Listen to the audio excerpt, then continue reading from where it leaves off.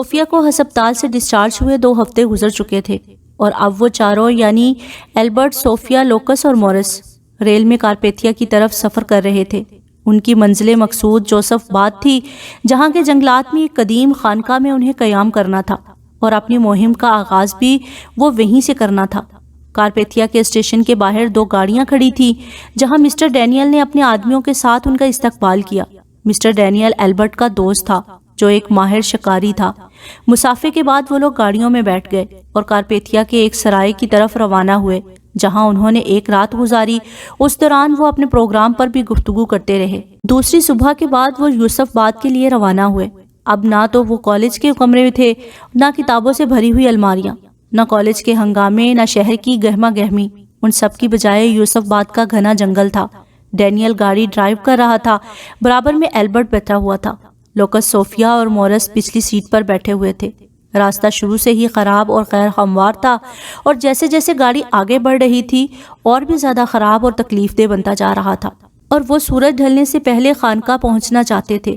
جنگل تو بہت خوبصورت ہے، حکومت کو چاہیے تھا کہ شکاریوں کے لیے یہاں کوئی اچھے سے سرائے کا انتظام کرتے، ایلبرٹ نے کہا۔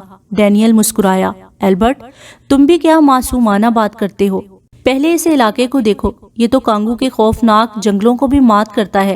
اس علاقے میں کالا بخار، ملیریا کثرت سے پھیلا ہوا ہے، اور یہاں پر آبادی نہ ہونے کے برابر ہے، کیونکہ اس جنگل میں بسنے والوں کو خونخوار درندوں کی وجہ سے قدم قدم پر موت کا سامنا کرنا پڑتا ہے۔ اس لیے حکومت بھی یہاں پر کوئی دلچسپی نہیں لیتی۔ تقریباً 6 گھنٹے کی مسافت کے بعد کچھ فاصلے پر انہیں ایک عمارت کے آثار دکھائی دیے۔ انہوں نے اطمینان کا سانس لیا اور آہستہ آہستہ گاڑی چلاتے ہوئے اس عمارت کے قریب پہنچ گئے۔ یہ پتھر کی بنی ہوئی نہایت قدیم اور پرشکوہ عمارت شاید کسی وقت بادشاہ یا امیر کا محل ہوگی، جسے بعد میں خانقاہ میں تبدیل کر دیا گیا ہوگا۔ آہنی گیٹ کے سامنے انہوں نے گاڑی روک دی۔ دروازوں کے سامنے موٹی موٹی سلاخیں لگی ہوئی تھیں۔ ایلبرٹ اور لوکس نے ان سلاخوں پر سے دیکھنے کی کوشش کی، بہرحال وہ صحیح جگہ پر آ گئے تھے۔ انہوں نے 2-3 مرتبہ گاڑی کا ہارن بجایا۔ چند لمحے بعد عمارت کے اندر سے ٹارچ کی متحرک روشنی گیٹ کی طرف آتی ہوئی نظر آئی۔ پھر ایک شخص عجیب سا لباس پہنے گیٹ پر کھڑا دکھائی دیا۔ ٹارچ اس کے ہاتھ میں تھی۔ گیٹ کا تالا کھول کر اس نے زنجیر ہٹائی اور انہیں سوالیہ نظروں سے دیکھنے لگا۔ میرا نام ایلبرٹ ہے اور ہم لندن سے پروفیسر شینڈور سے ملنے آئے ہیں، ایلبرٹ نے کہا۔ اوہ اچھا۔ اس آدمی نے مسکراتے ہوئے گیٹ اچھی طرح کھول دیا، پھر جلتی ٹارچ سے ان لوگوں کو اشارہ کیا کہ اندر آ جائیں۔ وہ لوگ آہنی گیٹ میں داخل ہوئے۔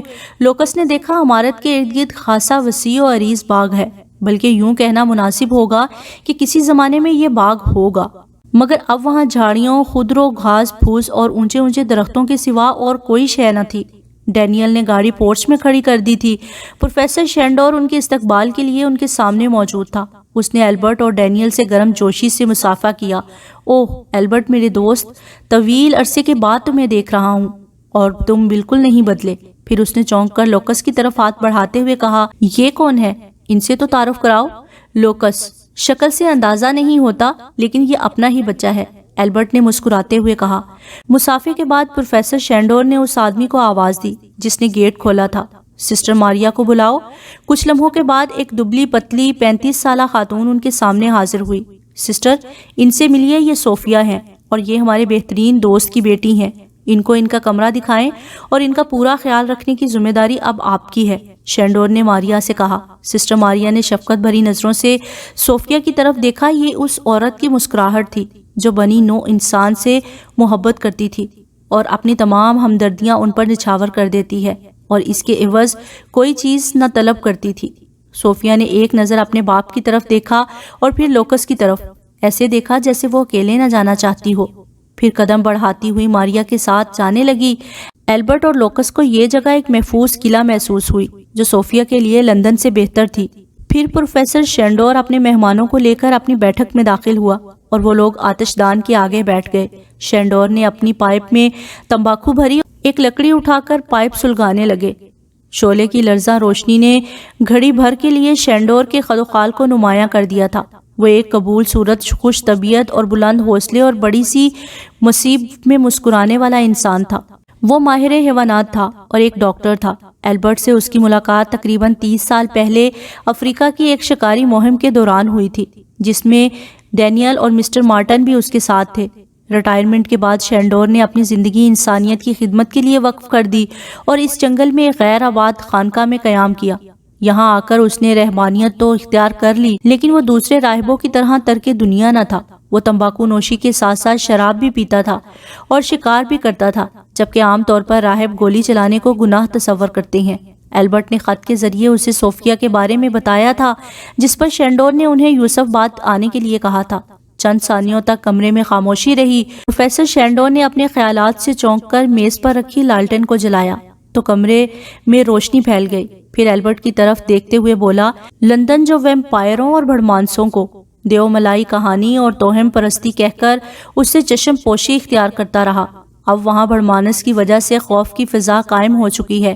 20 سال پہلے ہم نے یقین کر لیا تھا کہ اس بھڑمانس کا خاتمہ ہو چکا ہے، لیکن وہ زندہ ہے اور ہمیں یہ بھی معلوم نہیں ہے کہ ان کی تعداد کتنی ہے، اور اگر صوفیہ پر کسی عام بھیڑیے نے حملہ کیا ہے تو وہ یہاں کبھی نہیں آ سکتا، اس لیے اس کو ڈھونڈنا بہت مشکل ہوگا۔